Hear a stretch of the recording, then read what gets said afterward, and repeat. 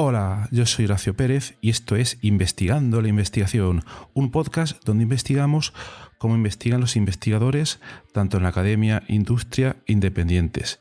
Todo ello mediante entrevistas y debates abiertos, técnicas y estrategias para mejorar todas las partes del proceso investigador y, no menos importante, opiniones abiertas que espero llamen tu curiosidad y te hagan también reflexionar.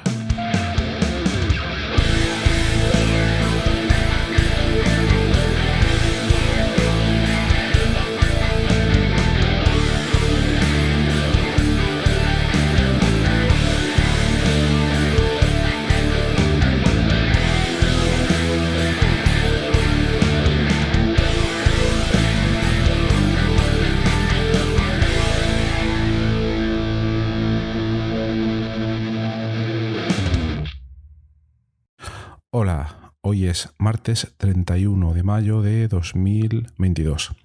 Tal día como hoy, en el año 1912, nacía Shen Xiun-Wu, perdón por la pronunciación, mi chino es de andar por casa, y esta señora fue una física estadounidense, que nació en China y que participó en el proyecto Manhattan, ya sabéis, aquel que se dedicó a, diseñar y crear la primera bomba atómica para poder separar los isótopos de uranio 235 y uranio 238.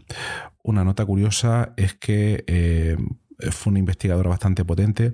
De hecho, se la compara con Marie Curie, se le dice la Marie Curie china, y el premio Nobel se le dio a sus compañeros de trabajo y no a ella.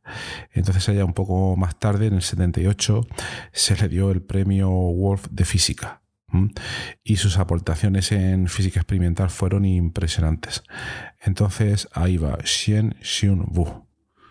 Bueno, en el episodio de hoy vamos a seguir un poco con la física cuántica, computación cuántica, y el título sería aproximadamente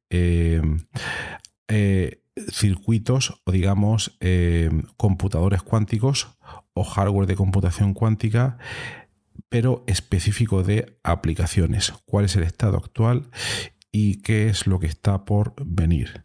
Bien, hoy, como veis, es un episodio de investigación centrado un poco en este tema de la computación cuántica.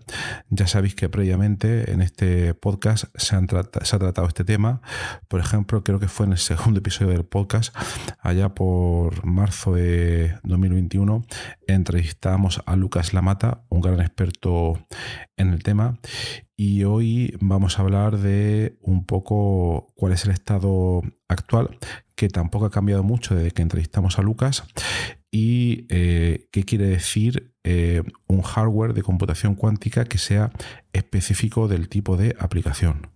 Bien, primero vamos a repasar algunas cosas sobre computación cuántica y vamos a recordar un poco lo siguiente, para los que no hayáis escuchado esos episodios anteriores. Bien, lo primero, voy a intentar no meterme muchísimo en detalle. Tampoco soy un gran conocedor de la computación cuántica, solo las aplicaciones prácticas. Y entonces, lo primero que deberíamos comentar es que se tiende a pensar en la computación cuántica como una superación de la computación clásica en cuanto a velocidad. Es decir, todo el mundo se imagina que un supercomputador clásico puede realizar una gran cantidad de operaciones y que los computadores cuánticos pues serán lo mismo, pero un poco más rápido o muchas veces más rápido. Y aquí es donde encontramos el problema. En realidad esto no es así. O mejor dicho, a día de hoy las ventajas de un computador cuántico van a residir no primero en esa gran diferencia de velocidad de manera general, porque se tiende a pensar de que los computadores cuánticos generalmente van a ser mucho más rápidos, sino que a día de hoy estamos en 2022, los computadores cuánticos están exhibiendo una gran superioridad en cuanto a potencia de cálculo, pero para algunas aplicaciones muy específicas, no para todas. Y esto sería lo verdaderamente importante, darnos cuenta de que esa ventaja solo va a residir para aplicaciones muy específicas. Por ejemplo, creo que fue en 2019 un equipo de Google, si no recuerdo mal, logró demostrar que para un problema determinado, no recuerdo bien si era un problema de factorización de números primos, el sistema de computación cuántica que ellos habían desarrollado era muchísimas veces más rápido y más eficiente que el supercomputador más grande clásico que el ser humano hubiera fabricado hasta la fecha. Entonces, ese fue uno de los primeros logros que se llama supremacía cuántica. Cuando un sistema cuántico puede demostrar mucha mayor, digamos, eficacia que un sistema clásico para realizar el mismo tipo de cálculo. Bien, y entonces, a día de hoy, estos computadores cuánticos, por recordar y por no meternos mucho en los detalles, están formados igual que en un computador clásico. Tenemos esas unidades de cómputo relacionadas con los bits. Entonces, en un computador cuántico, las unidades de cómputo estarían relacionadas con los qubits. Es un tema complejo que no me quiero meter en detalle, pero digamos que a día de hoy la industria, los avances más, digamos, más extensos que se pueden encontrar a día de hoy son supercomputadores cuánticos con no más de quizás decenas, cientos o miles de qubits según cómo se clasifiquen esos qubits. Pero en la mayoría de los casos se está comentando que estamos en la era todavía temprana de la computación cuántica basado en NISQ. NISQ son las siglas en inglés de Noisy Intermediate Scale Quantum, NISQ, lo cual quiere decir que se acepta que esos qubits implementados en hardware son todavía bastante imperfectos y que tienen todavía gran cantidad de ruido y una serie de problemas, pero que independientemente de eso se les intenta sacar el mayor partido posible. Y luego, por otra parte, no debemos olvidar que los mayores avances se están encontrando ahora mismo cuando se diseña un sistema heterogéneo que contiene todo esto va a depender obviamente, y aquí está la parte importante del problema que se quiere resolver, el problema de cómputo. Entonces se intenta crear un sistema que tenga una parte de computación clásica y luego otra parte de computación cuántica que va a ser específica de este tipo de problemas. Pero en cualquier caso se intentan conectar esos dos sistemas, tanto el clásico como el cuántico. Y entonces tenemos lo que ahora mismo se llaman, no es ninguna sorpresa el nombre, sistemas híbrido cuántico clásico. Entonces, estos sistemas, si nos fijamos únicamente, los sistemas clásicos, supercomputadoras clásicas, es un sistema bastante ya maduro y que se conoce bastante bien, pero los sistemas de computación cuántica a día de hoy presentan una serie de desafíos a nivel tecnológico, porque, por ejemplo, deben operar a muy bajas temperaturas y entonces las infraestructuras o las implementaciones hardware que necesitan para poder funcionar pues son relativamente costosas y no están al alcance de cada uno. Entonces, esto es bastante parecido a como en los años 40 o 50 empezaron a aparecer los primeros computadores con esas salas inmensas llenas de cables y válvulas. Pues ahora mismo quizás estaríamos en una situación relativamente similar, pero con la diferencia, y aquí esta es una idea importante, en que muchos de estos computadores cuánticos a día de hoy son accesibles para gran cantidad de usuarios a través del cloud. Es decir, no es necesario, a diferencia de lo que pasaba en aquellos años 40 y 50, estar presencialmente pues al lado de esa máquina para poder utilizarla, sino que muchas de ellas, por ejemplo, IBM proporciona acceso a una versión, gratis de su computador cuántico. Es una especie de simulador y está bastante bien. Entonces, esa sería una de las ventajas que podemos encontrar a día de hoy. El acceso cloud a estas plataformas de cómputo cuántico. Concretamente, en este tipo de sistemas hay una compañía, si no recuerdo mal es canadiense, se llama D-Wave y tiene un sistema, por ejemplificar, tiene un sistema que es un alineador cuántico y que está preparado para resolver un tipo muy específico de problemas con una formulación matemática muy, muy específica. Entonces, esta formulación matemática intenta ser lo más generalista posible, y si el problema que estás intentando resolver se puede formular de esta manera matemática, entonces ahí vas a tener una gran ventaja de cómputo respecto a otros sistemas clásicos. Entonces, a día de hoy, digamos, se están intentando realizar avances en computación cuántica en dos vertientes muy diferenciadas.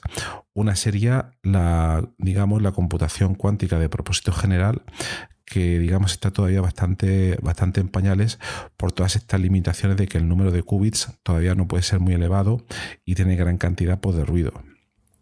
Por otra parte, y en el otro extremo, estaría pues esta aplicación que estamos comentando, esa computación cuántica específica del tipo de aplicación, por terminar. Y aquí tendríamos este ejemplo de las máquinas de D-Wave, que tienen ya del orden de miles de qubits, aunque algunos comentan que no son estrictamente qubits, no se pueden llamar como tal, debido a que esta máquina está preparada para computar únicamente, aunque sea a nivel cuántico, cierto tipo de problemas matemáticos.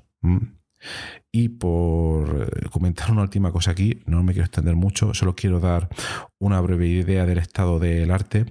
Algunas empresas han sido inteligentes, podríamos citar Fujitsu, y ha desarrollado una copia en hardware no cuántico, de esta idea del alineador cuántico, como hace la empresa D-Wave. Y parece ser que ha sido una idea bastante buena, porque primero no tiene los problemas del computador cuántico de mantenimiento, de necesitar una temperatura muy baja, etcétera, etcétera. Y por otra parte, al estar pensado en resolver ese mismo tipo de funciones matemáticas, en los mismos casos en los que otros investigadores han estudiado este computador D-Wave, también lo pueden hacer mediante este hardware de Fujitsu. De hecho, el investigador canadiense de origen mexicano, Alan Aspuru-Guzik, comentamos un paper suyo a principios de año, no sé si fue sobre el 10 de enero, etcétera, ha logrado demostrar una aplicación muy impactante con el uso de esa máquina.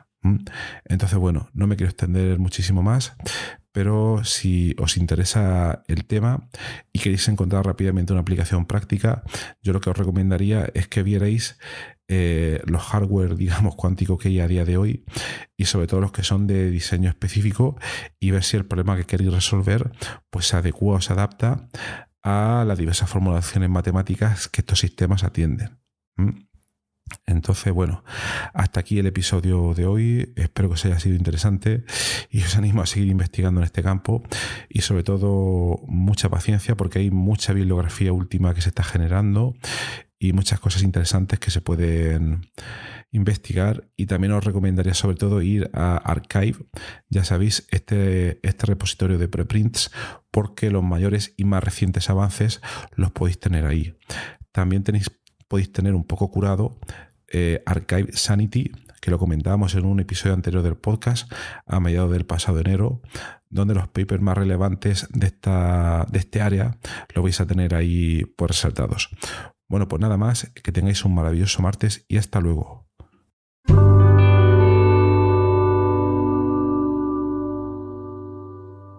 Muchísimas gracias por haber escuchado hoy este episodio del podcast Investigando la Investigación, y también sobre todo gracias por haber llegado hasta aquí, porque esto ya es el final del episodio del podcast. Si ya conoces el podcast y me conoces a mí, pues esta parte ya te la puedes saltar, pero si acabas de llegar al podcast y quieres saber un poco más sobre él, te recomiendo que te quedes solo un momento.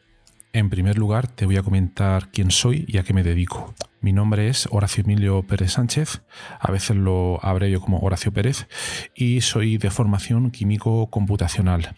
Actualmente estoy contratado en la Universidad Católica de Murcia, UCAM, donde me dedico a tareas de investigación. Soy actualmente el investigador principal del grupo de investigación en bioinformática estructural y computación de altas prestaciones, donde nos dedicamos a desarrollar métodos avanzados de descubrimiento de fármacos, a implementarlos en supercomputadores debido a la gran cantidad de cálculos que estos tienen que realizar, y además proporcionamos acceso a dichos métodos a través de servidores web o a través de otro tipo de herramientas bioinformáticas. Al mismo tiempo, aplicamos dichos métodos a problemas relevantes dentro del descubrimiento de nuevos fármacos, y los compuestos que descubrimos los patentamos y los licenciamos a diversas empresas. También soy docente en diversos grados en la UCAM, como puede ser el grado en farmacia, el grado en ingeniería informática y el grado en medicina.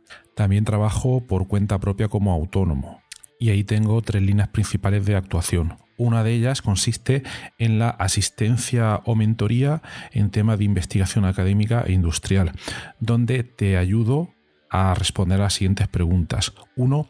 ¿Cómo conseguir que tus artículos científicos sean aceptados en revistas de alto impacto?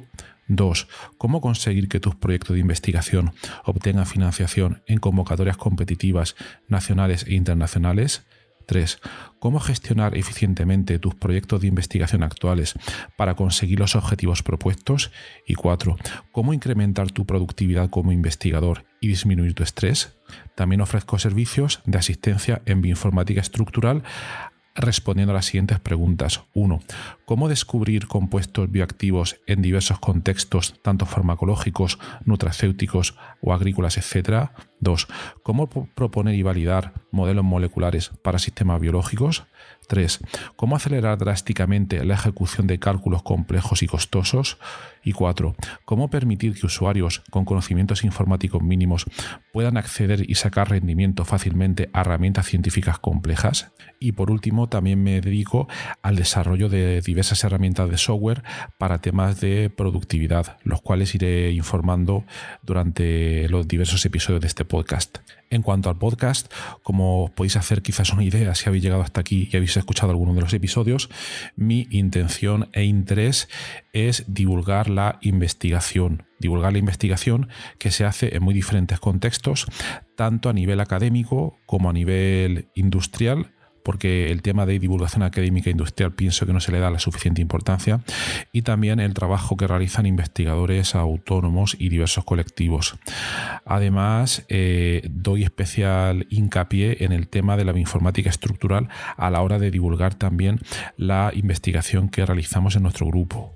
Por otra parte, también tratamos temas de productividad y todo tipo de herramientas que nos puedan ayudar a mejorar todos los procesos necesarios para poder realizar una investigación en condiciones y con un rendimiento adecuado. Si escucháis el primer episodio del podcast, que es en realidad el tráiler, ahí tenéis algunos detalles más, pero bueno, esa sería la idea principal. Por último, también quisiera mencionar que tenemos una comunidad de Discord organizada en torno al podcast. En la mayoría de las notas del programa, de los episodios, tienen los detalles para acceder a esta comunidad. Y es muy interesante porque ahora mismo tenemos unos 100 y pico de usuarios, de oyentes, que se conectan a la comunidad de Discord, y de ahí surgen diferentes conversaciones. Y por ejemplo, algunos episodios, como digo de memoria, el de ciencia de datos, el de la investigación en ciencia de datos, es uno de los que surgió ahí, pero también ha servido para que oyentes hayan realizado dentro de esta comunidad de Discord nuevos contactos a la hora de exponer intereses similares en temas tanto de investigación como de productividad y de diversos países de habla hispana. También me gustaría decirte que si te ha gustado el podcast, te agradecería muchísimo si lo pudieras sugerir a amigos, contactos que pienses les pueda llegar a interesar, o compartir a través de múltiples plataformas, ya sean las redes sociales, mensajería, WhatsApp, Telegram, Discord, etcétera, emails o cualquier otro medio. Asimismo, también ayuda mucho si en las diferentes plataformas donde se puede escuchar el podcast, como Spotify, Apple Podcasts, iVoox, etcétera, nos puede dar ahí 4 estrellas, 5 estrellas, etcétera, lo que tú veas necesario. Pues todo esto al final ayuda a que el podcast llegue a más gente. Y por último, si quieres ayudar a esta idea, si quieres ayudar al podcast económicamente, te agradecería te suscribieras a la versión premium del podcast.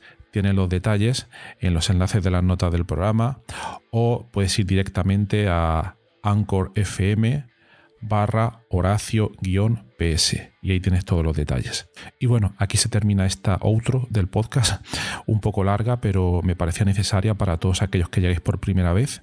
Y nada, de verdad, muchísimas gracias por escucharme y espero que os interesen los temas y que todo este contenido pueda ser beneficioso para todos los que lo escucháis. Muchas gracias y hasta otro episodio.